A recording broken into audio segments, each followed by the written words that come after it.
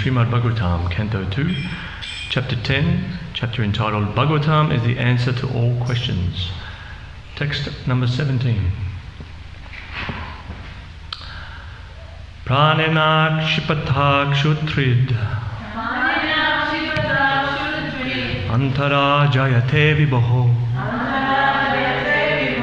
Vipasato jakshatascha Pranmukham nirabhidyatha Pranena kshipatha kshutrid Antara jayate vibho Vipasato jakshatascha Pranmukham nirabhidyatha Pranena by the living force. Akshipata, being agitated. Shut, hunger. Trit, thirst. Antara, from within. Jayate, generates. Vibho, of the Supreme. Vipasataha, being desirous to quench the thirst. Jakshataha, being desirous to eat. Cha, and prak, at first. Mukam, the mouth. Nirabhidyata, was opened. Translation by Srila Prabhupada. The living force, being agitated by the Virat Purusha, generated hunger and thirst, and when he desired to drink and eat, the mouth opened. Please repeat. The living force, being agitated by the Virat Purusha, generated hunger and thirst, and when he desired to drink and eat, the mouth opened. Purple. The process by which all living beings in the womb of the mother develop their sense organs and sense perceptions appears to follow the same principles in the case of the Virat Purusha, the sum total of all living entities. Therefore, the supreme cause of all generation is not impersonal or without desire. The desires for all kinds of sense perception and sense organs exist in the Supreme, and thus they take place in the individual persons. This desire is the nature of the Supreme Living Being, the Absolute Truth. Because he has the sum total of all mouths, the individual living entities have mouths. Similarly, with all other senses and sense organs.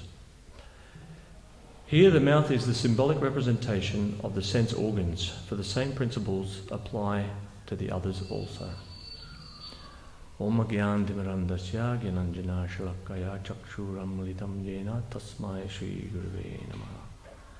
Jai Shri Krishna Chaitanya Prabhu Nityananda Shri Advaita Gadadha Srivasari Gaura Bhaktivinoda.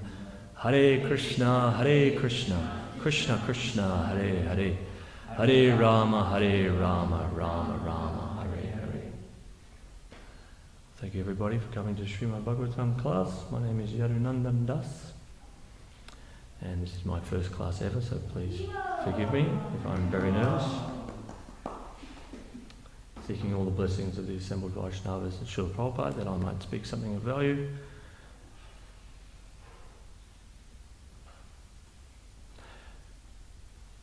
The first thing that struck me from this purport is the fact that the Supreme Being is personal. The cause of all causes is a person, and not some impersonal phenomenon. We hear Srila Prabhupada taking on the Mayavadis, the impersonalists, all the time in his lectures and morning walks and discussions with the devotees. It's a popular conception that the entire material manifestation comes from nothing, or some very small condensed matter, and from that we get all of this wondrous variegatedness. But here we hear from the Srimad Bhagavatam, which is in this chapter is called the answer to all questions. It's actually a supreme person who is the source of everything. This is confirmed in the Bhagavad Gita by Krishna, where he states in the 8th verse of the 10th chapter that he is the source of all spiritual and material worlds, and that everything emanates from him. And that's a bold statement, to say the least. If anyone ever claimed that everything came from them, we'd want them to qualify that.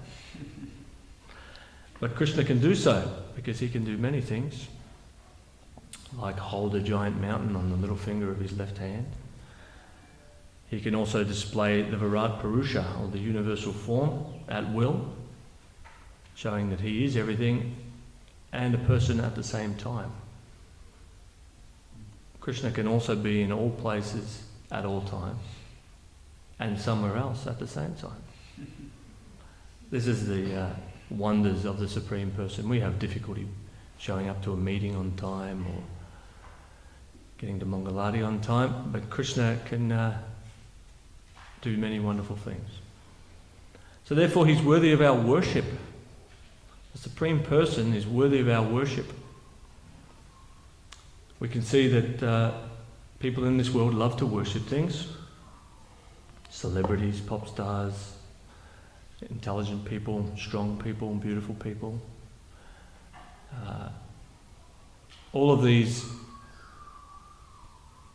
urges to worship can be reposed in the Supreme Personality Krishna, because he can reciprocate fully with us to our full satisfaction.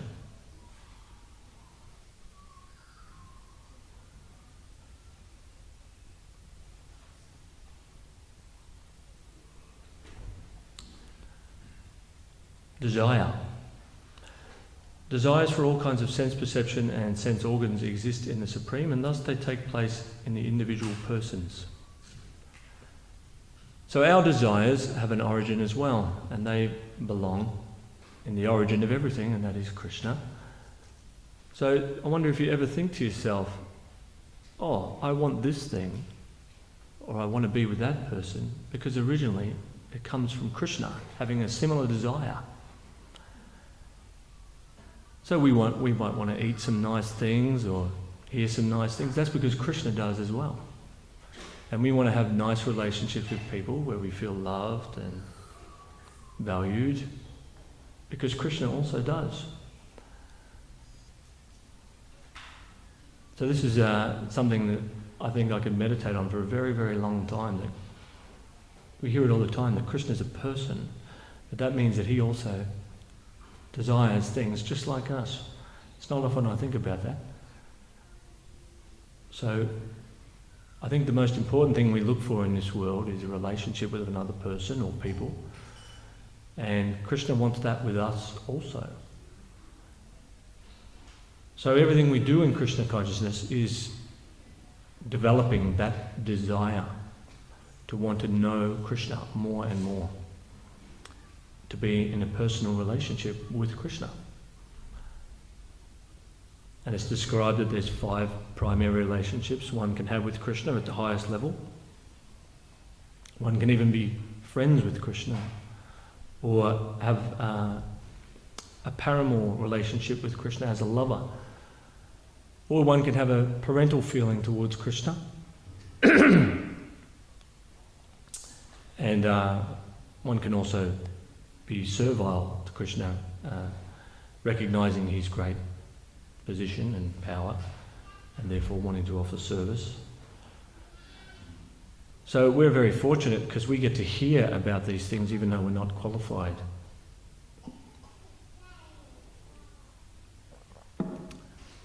Srila Prabhupada has given us the highest knowledge in the Srimad Bhagavatam and through his lectures, that one can actually have a personal relationship with Krishna, face to face.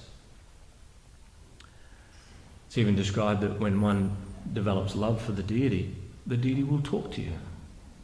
So this is not an ordinary piece of matter before us. This is the Supreme Personality himself, from which everything emanates.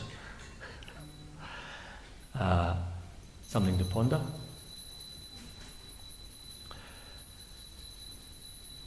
Krishna desires to eat, therefore we desire to eat. So what is the proper way to eat? Is a good question. So everything in this world has a use. In fact, things have many uses. Even one thing can have many, many uses. So a good question to think about is, what is the proper use of a thing? I always remember the example of a knife. So a knife can be used to kill someone, attack somebody, cause harm to somebody. And a knife can also be used to save somebody's life in the form of surgery. So when we think about eating, we think about the mouth and we think about the tongue. So the proper engagement for the tongue, as we learn from the Upadeshamrita, or the Nectar of Instruction from Rupa Goswami, and from the Nectar of Devotion, is what? Anyone think of? Give me an answer. Taste. Taste what, Sarah? What type of food? Prasadam, very good. The proper engagement for the tongue is eating the remnants of food left by Krishna after offering them to him. And this will purify us, because the prasadam is none other than Krishna himself, from which everything emanates.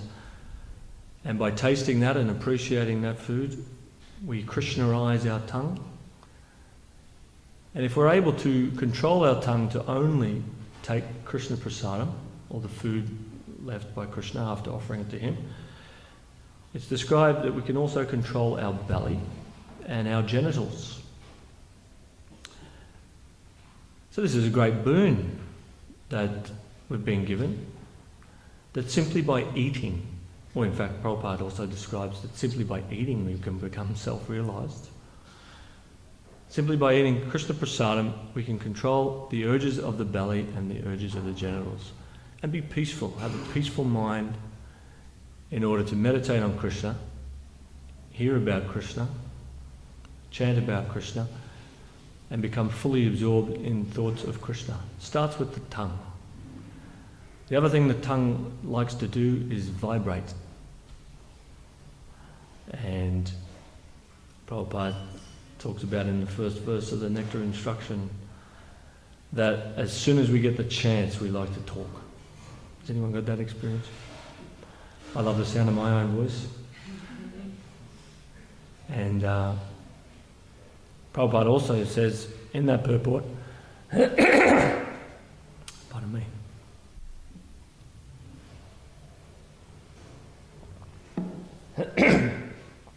Prabhupada also says in that purport that as soon as we stop talking about Krishna, we talk about all kinds of nonsense things. Mundane, material things. Gramya Katha is what I remember from my Bhakti Shastri days. Village talk. We like to gossip and we like to talk about politics and we like to talk about this problem, that problem.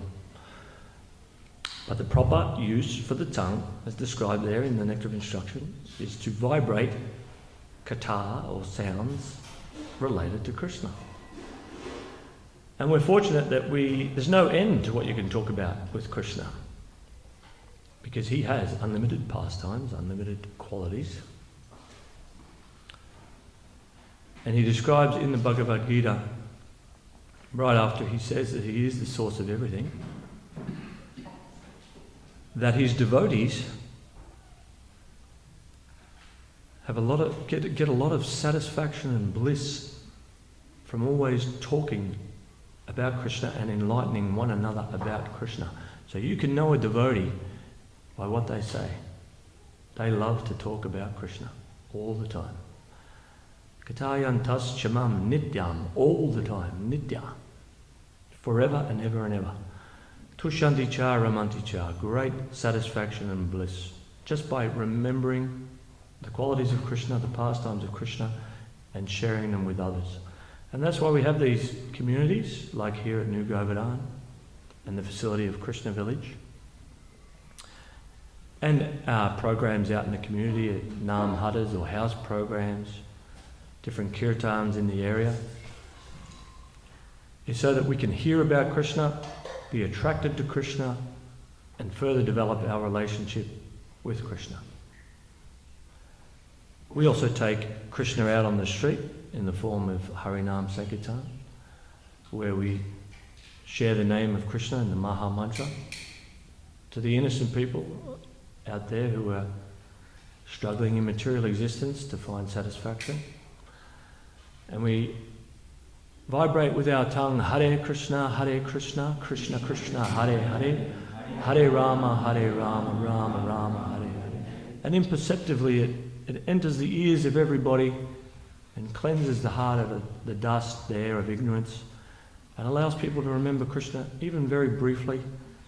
And I have had experiences where I've met people in random small country towns where we've done a Harinam or some book distribution, and the people say, "Oh, I remember you guys.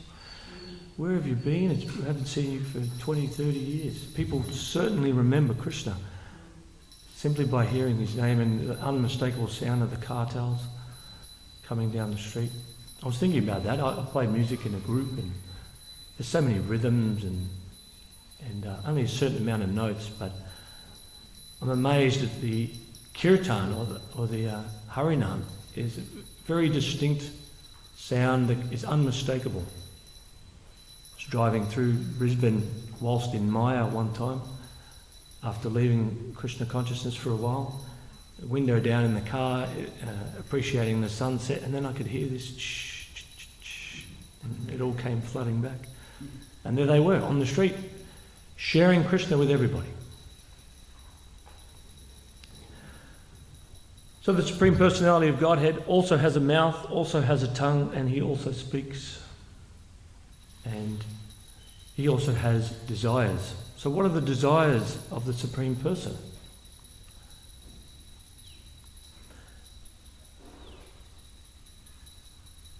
The desires of the Supreme Personality of Godhead, I remember this as well, is that anything Krishna does, why does Krishna do anything?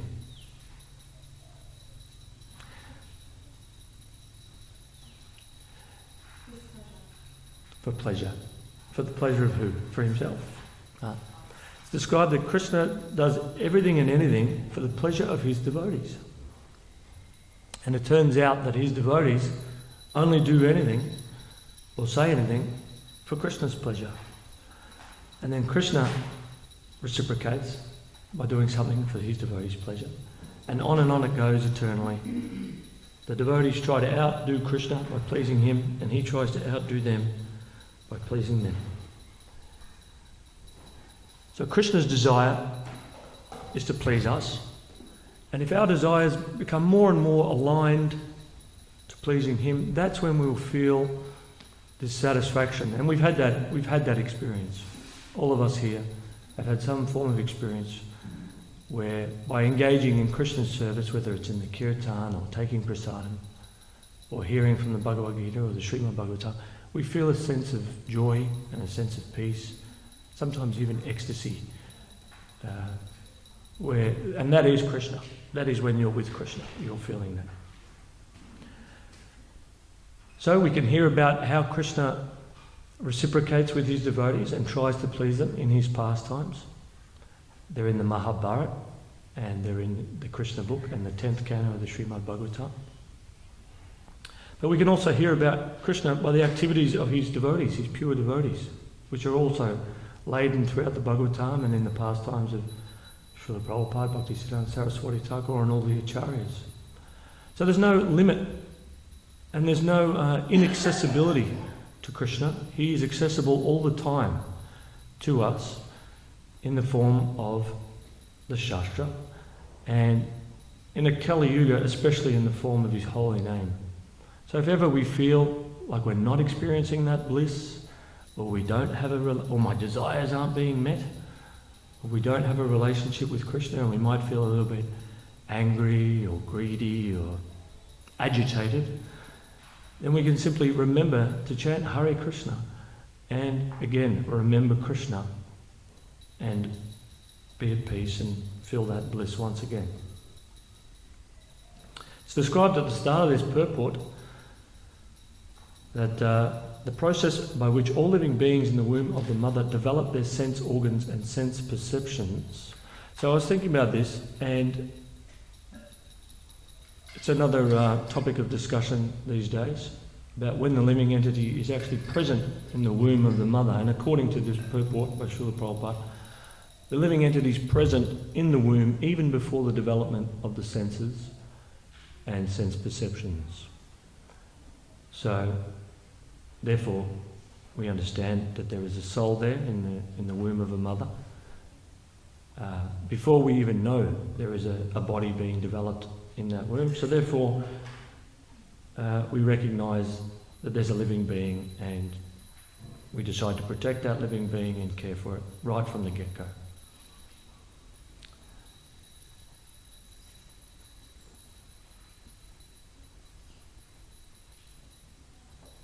Getting back to the tongue, I was thinking about Rupa Goswami's statement in the Bhakti Rasamrita Sindhu that Krishna is imperceptible to our current senses. Our blunt material senses is how it's put. With our material eyes, ears, tongue, touch, smell, etc. So further to what I was saying earlier, all of these senses, including the tongue, can be purified and Krishnaized once engaged in Krishna's service, starting with the tongue.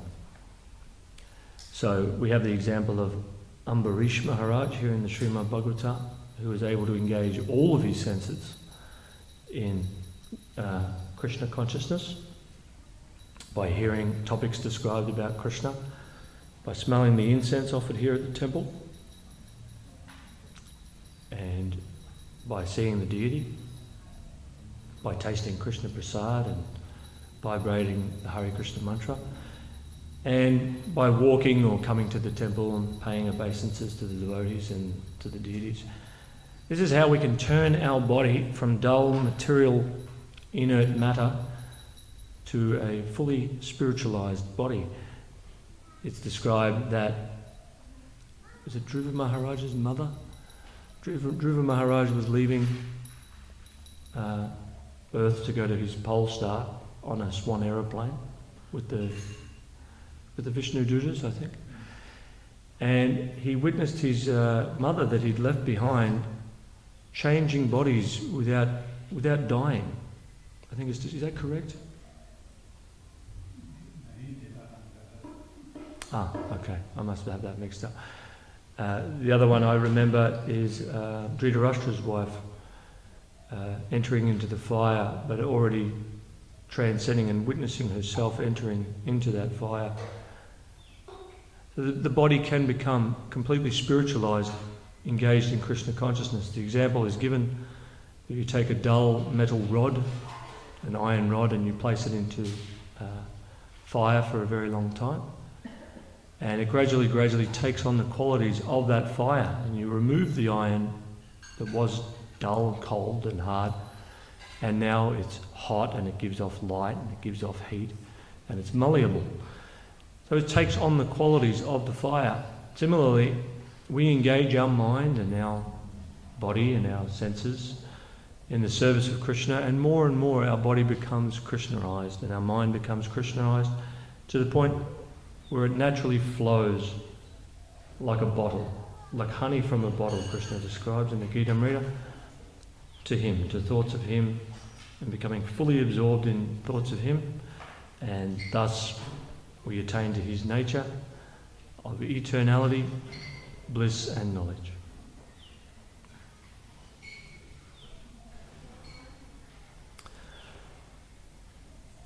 It's described here, agitation. And I was thinking, down in the Krishna village, we're always thinking of new ways to improve things and build upon what we have. Maintenance is there, and a lot of new construction and new building. And here it's described that the living force is agitated by the Virat Purush, and it's remembering how Krishna's ability to create is a lot different to ours. He can simply glance at the material energy and create countless universes just by glancing. So Krishna's senses are interchangeable, unlike ours.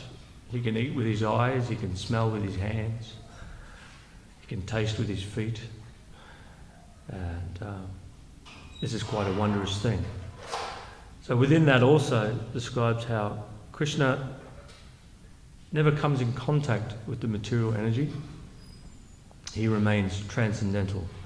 Unlike ourselves, who at one point or another desired to enjoy the material energy, we become engrossed and entangled in it to the point where we start to believe that I am a man, I am a woman, I am an Australian, I'm an American, I'm 40 years old, I'm 5 years old, I'm 60 years old, I'm a businessman.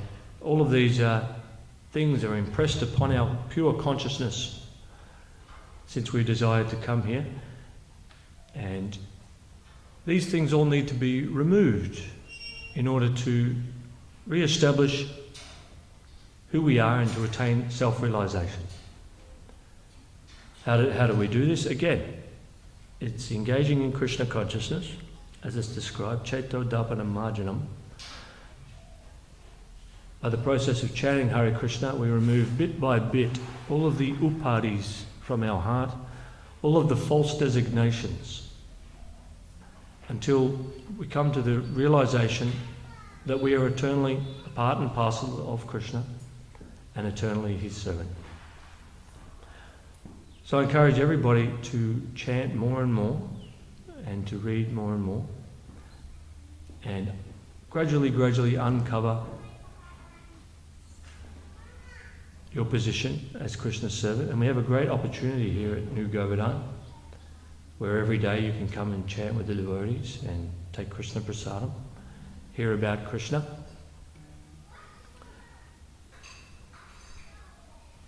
And when the material world comes encroaching back upon us through our smart devices or through the television or through our previous association before coming here, we can think to ourselves, oh, is this me? My wife's gone to, wife and children have gone to Melbourne for a while to visit old family and friends for Easter. And I was speaking to my wife, and she was mentioning how strong the previous samskars, even just seeing a building that you remember, going down a street that you were once on, and the activities you performed there and the people associated with it. What to speak of your family and all of the history with your family. All of these things coming back, samskaras on the consciousness. Very, very difficult to remember Krishna at that time. And we have, personally, we have trouble in those conditions, chanting good rounds and remembering to hear about Krishna. It's very easy to go to a shop and buy some food and, Shri Vishnu, Shri Vishnu, Shri Vishnu, and throw it in the mouth. It's interesting to note that here on New Govardhana, you can even be right here in the temple room and thinking about all kinds of things. Maybe you're thinking about that when I do mention it. The place where you grew up, the people you grew up with, your family. All of these things pulling you back into the material energy. This is who you are. You're this person. You do these things. You like these things. And so whenever the mind strays and wherever our desires stray, we try to pull them back to Krishna's desires. So is Krishna a megalomaniac? Is he an egomaniac that he wants us just to think about him and just do things for him? What does anyone think? Anybody? Is Krishna an egomaniac? So why does Krishna want us to do everything for him and think of him all the time and talk about him all the time? Well, this is our natural position and it's our birthright. We want to enjoy unlimitedly, forever. And that's why we try to make different arrangements for ourselves in the material world, try and find a nice, comfortable place to live, thinking that it will go forever and ever, and acquire some money to fulfill our desires. And it's within our experience that all of these things are changeable and temporary.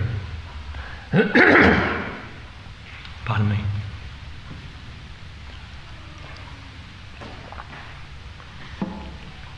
So we can meditate upon that. We can think about that. I want unlimited, unending bliss. Is what I'm doing going to provide that for me? So we hear from Krishna that engaging in his service, which is personal, face to face, can be eternal, unending, ever increasing. And that's only possible in our eternal spiritual form, free from false material designations. And this all starts with the tongue, as we hear from Rupa Goswami. So we have the great chance here at New Govardhana to chant Hare Krishna, multiple kirtans every day. Lovely places to walk. If we can't sit and chant and focus our mind, we can walk and chant. We can chant in the mind while we're trying to do other activities. Devotees are always saying to you, Haribol, Haribol. They're telling you to chant all the time. And this is our process actually, is to chant Hare Krishna all the time. And by doing that, we'll simply remember Krishna more and more and more, and want to do service for him more and more, and feel that loving reciprocation from Krishna, who is more patient than we can imagine. It's described that he follows us from body to body to body, with us eternally in this material sojourn, until we're ready to turn and face him again and to re-establish our relationship with him. So I think I'd like to stop there and thank you all for listening, and just ask if anyone has any questions or comments. Please share them. Padmalocha.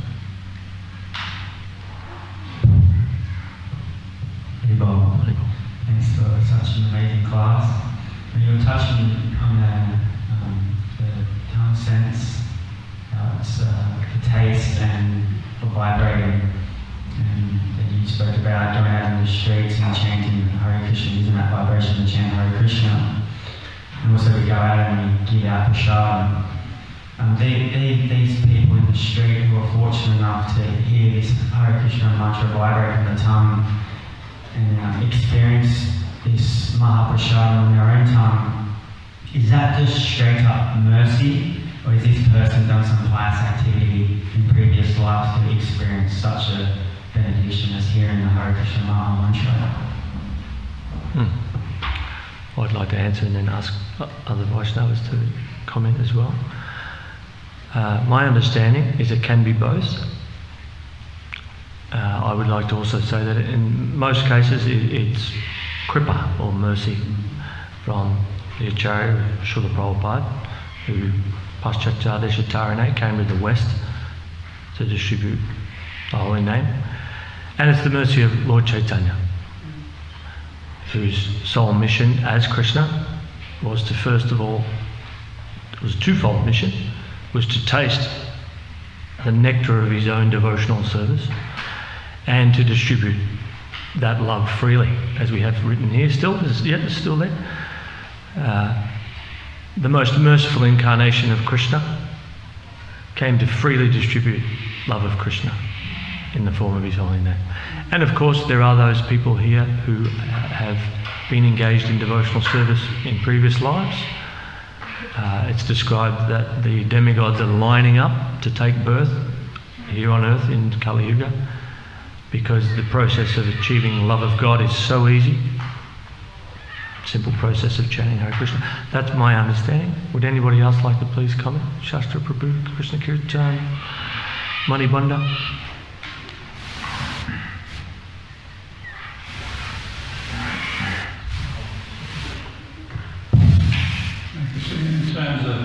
In terms of bhakti, Vishwanath Thakur says that bhakti is not a product of karma or the activity. So, and it poses a question and answers it's given by the Madhyamaka karmas. So in terms of bhakti itself, that's something that's given, and that you can't perform any type of material activities, whether pious or impious, to attain. That's a gift by the Vaishnavas. There we go. Ultimately. Wonderful. Bhakti is not dependent upon anything material, and bhakti comes from bhakti. Very good. Radha. I'm going to speak to that. Oh, sorry, you're going to speak. I just wanted to say it's really important for the devotees to go out. Just one second. Because that's the service that the devotees do. They go out to the streets. They bring Krishna consciousness to people. So they get it by cosmic mercy, but also because the devotees are going out to give that mercy. Yeah. So Prabhupada did, you came here and did that for us, Lord Chaitanya did that. So we have to continue going out to the people, giving Krishna consciousness from Rainam and Prasadam. And it's interesting when people say, we haven't seen you for 20 years, where are you? So Yeah. they want to see the devotees out there. So it's wonderful because this community does it very regularly. Yare deke tarekaha Krishna Upadesh. Wherever you go, whoever you meet, tell them about Krishna. We were fortunate enough to receive that, so it's our duty to repeat that and share it with the others. Shastra Prabhu.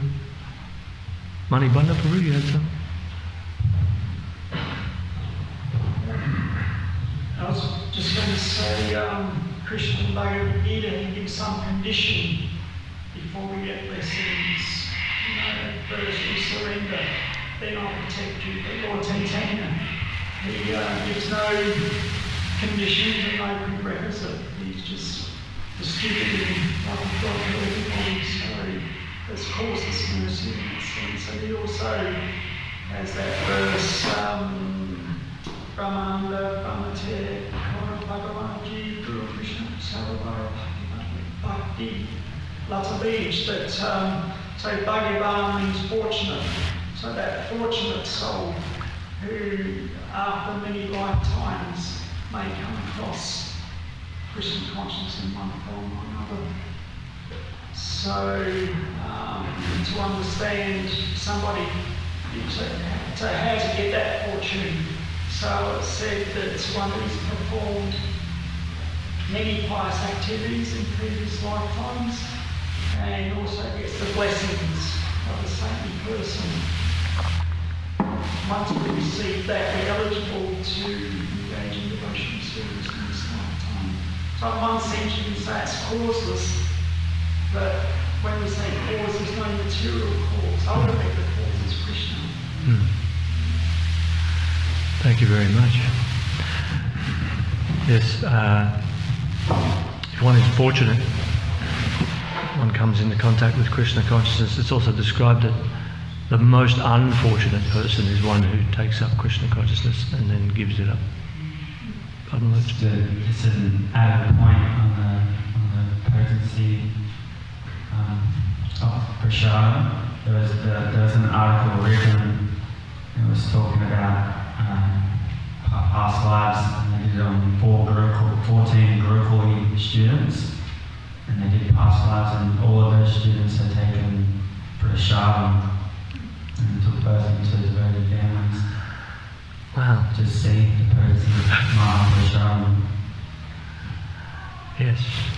I was thinking of another verse as well that Manibandha Prabhu was talking, that, and it's the COVID verse. We're all familiar with COVID. Tasyeva hito prayateta covido. And that is,